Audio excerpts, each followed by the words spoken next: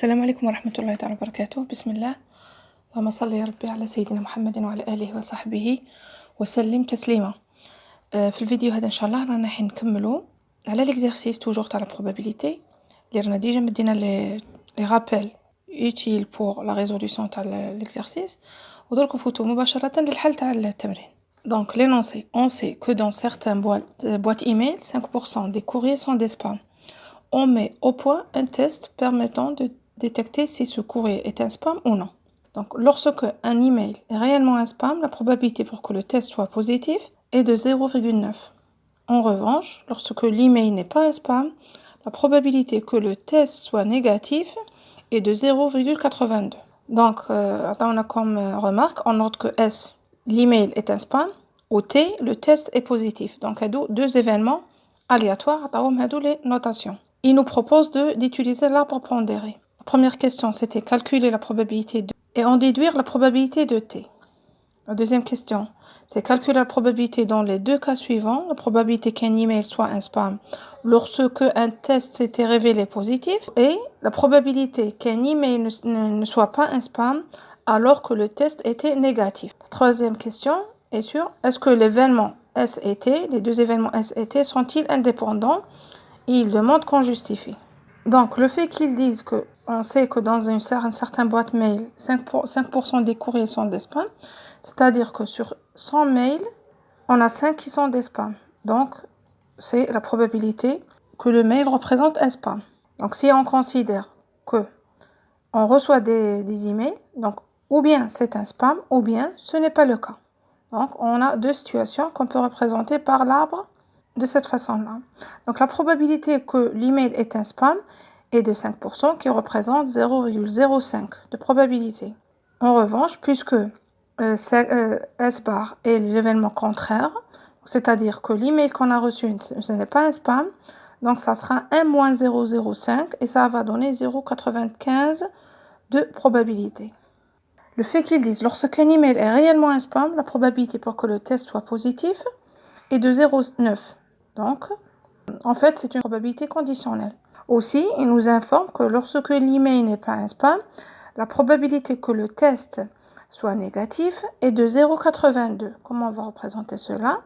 Donc, on va aller tout doucement et mettre toutes les informations nécessaires sur notre arbre. Donc, on considère que notre email, ou bien c'est un spam, ou non. Si c'est un spam, ou bien le test va être positif, c'est-à-dire il va détecter le spam, ou bien il sera négatif. Pour le cas contraire, quand le mail n'est pas un spam, donc, ou bien le test va être positif, ou bien il va être négatif. Selon l'énoncé, la probabilité de S, donc l'email est un spam, est égale à 0,05. La probabilité de T sachant S, c'est-à-dire le fait que l'email est réellement un spam, donc l'email est réellement un spam, et la probabilité de test soit positive, donc c'est-à-dire que le spam est détecté par notre test, est de 0,9 selon l'énoncé. Donc on peut en déduire que pour le cas où l'email est un spam, mais le test était négatif, est de 0,1, c'est-à-dire le reste de 1, sachant que la somme des deux branches doit être égale à 1. Aussi, pour le cas où on a la probabilité de T bar sachant C bar, selon l'énoncé, est de 0,82. C'est-à-dire le cas où l'email n'est pas un spam, donc S bar, la probabilité que le test soit négatif est de 0,82. Donc on peut en déduire que la probabilité pour le cas où notre email n'est pas un spam et que le test était positif est de 0,18, tout en considérant que les probabilités sur les deux branches sa somme doit être égale à 1. Donc déjà, on a assez d'informations pour résoudre le reste des questions. Donc la première question était calculer la probabilité de T intersection S et la probabilité de T intersection S bar. Il demande de déduire la probabilité de T. Donc, on sait que la probabilité de T intersection S, ce n'est rien que aller sur la même branche, sachant que la probabilité, donc l'événement S est réalisé et l'événement T est réalisé. Donc la probabilité qu'on a un email qui est spam et le test qui est positif. Donc on va, selon la formule déjà vue dans le rappel précédent, on va faire directement une multiplication de la probabilité sur la première branche avec multiplié à la probabilité de la deuxième branche, qui va donner la longue branche sur notre arbre. Donc ça reviendra à faire 0,05 fois 0,9. Et on obtient le résultat suivant. Pour la deuxième partie, où on demandait la probabilité de T intersection C bar, donc on va aller toujours sur notre branche et se dire, pour le cas où on n'a pas un spam, c'est-à-dire S bar, et on considère que le test est positif, on va faire la multiplication dans ce sens. Donc ça sera 0,95 fois 0,18. Et ça va donner le résultat suivant. Donc le fait, il demande de déduire, donc la suite de la question, c'était déduire la probabilité de T. On utilise la formule de probabilité totale. Donc on sait que la probabilité des événements totaux, elle est du genre, si on cherche un certain événement B, donc en se basant sur le rappel précédent, la probabilité d'un certain événement B, ce n'est rien que la probabilité de B intersection A plus la probabilité de B intersection A bar, tout en considérant que A et A bar constituent un système complet. C'est-à-dire, l'union de ces deux événements A et A bar nous donne l'univers. Donc, c'est le cas. S et S bar constituent un univers. Si on veut considérer la probabilité de T, donc on va prendre T intersection avec S plus la probabilité de T intersection avec S bar. Donc, une application directe, puisqu'on a les deux valeurs, on va trouver la probabilité de T. On passe à la deuxième question. C'était calculer la probabilité dans les deux cas suivants. Premier cas, la probabilité qu'un email soit un spam lorsque un test s'est révélé positif. Le deuxième, la probabilité qu'un email ne soit pas un spam alors que le test était négatif. Donc on remarque là qu'il y a un certain inversement de rôle.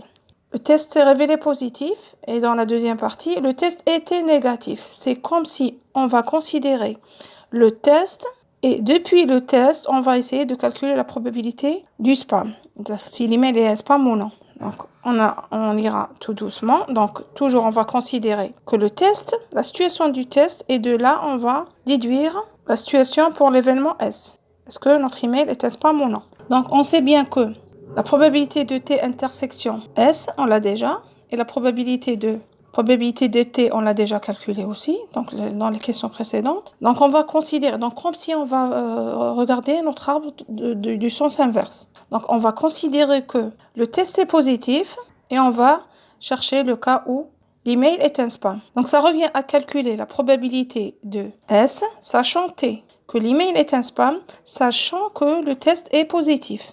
Donc, ça revient, donc on va appliquer directement la formule. La probabilité de S sachant T, ça sera la probabilité de l'intersection des deux événements sur l'événement considéré en premier, donc sur la probabilité de T.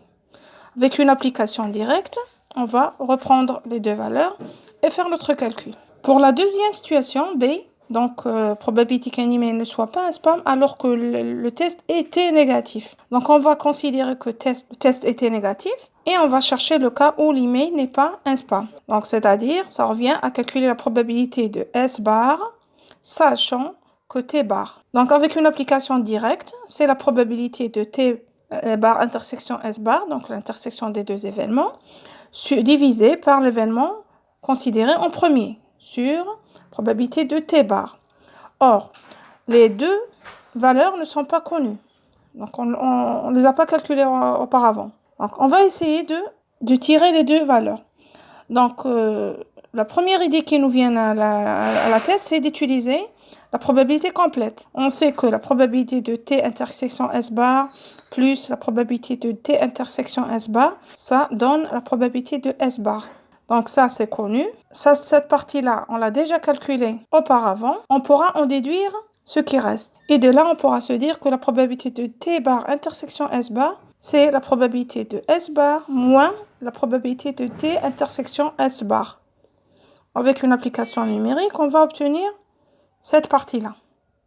Donc pour la probabilité de S bar sachant T, donc ça sera la probabilité de T bar intersection S bar sur la probabilité de T bar. Donc, cette probabilité-là, on va tout simplement la déduire de la probabilité de T. Donc, on a la probabilité de T, on pourra en déduire la probabilité de T bar, 1 moins la probabilité de T. Pour la troisième question, c'était, est-ce que les événements S et T sont indépendants et pourquoi?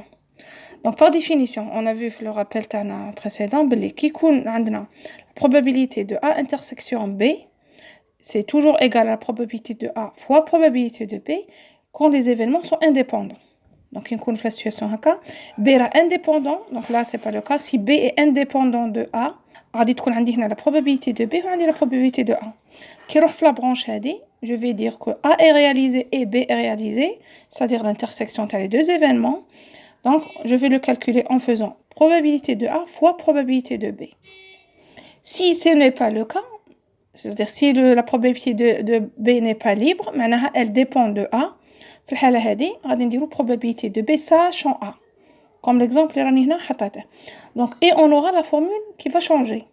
C'est-à-dire au lieu de P de B, on n'a pas de probabilité de B parce que B n'est pas libre. Donc, on doit mettre que la probabilité de B, c'est en réalité la probabilité de B sachant A. Et dans ce cas, ça représente où les événements sont dépendants l'un de l'autre. Donc, quand je répète, si c'est indépendant, donc c'est la formule. Si ce n'est pas indépendant, c'est-à-dire si A dépend de B, donc on aura cette formule. Donc, on va passer à notre cas, revenir à nos spams et nos tests. Donc, si on arrive à trouver que la probabilité de T intersection S est différente de la probabilité de T fois la probabilité de S, c'est-à-dire que cette situation n'est pas réalisée, ça veut dire que les événements sont dépendants l'un de l'autre. Donc, on tombera dans cette situation. Et c'est le fait. Donc, il suffit de faire une application numérique. Donc, j'ai mis là la probabilité de S, la probabilité de T, qu'on avait déjà calculée, les questions précédentes. Donc, tout simplement, essayer de faire une multiplication entre ces deux-là et la comparer avec la probabilité de T intersection S, aussi qu'on a déjà calculé dans les questions précédentes. Vous allez trouver que c'est tout à fait différent.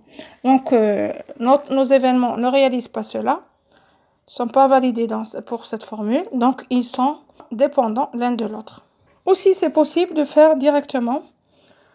Si on arrive à trouver que la probabilité de T, sachant S, est différente de la probabilité de T, si la probabilité de B, c'était rien que la probabilité de B sachant A, c'est-à-dire le fait d'ajouter le sachant A, ça n'a pas de sens. Donc ça veut dire que le B est libre.